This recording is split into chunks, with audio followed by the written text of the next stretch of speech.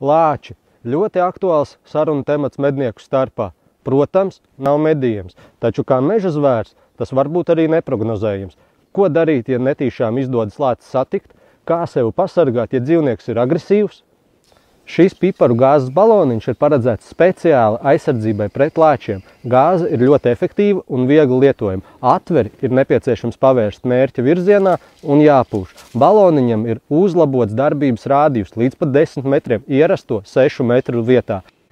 Gāze ir paredzēta lietošanai tikai pret agresīviem dzīvniekiem. Dzīvniekam tā nav kaitīga. Tā ir izstrādāta tā, lai neradītu neatgriezeniskus bojājumus dzīvniekam, bet tikai atturētu to no uzbrukšanas. Baloniņš ir aprīkots ar speciālu slēdzi, kas nodrošina to, lai gāze netīšām neizpūstos.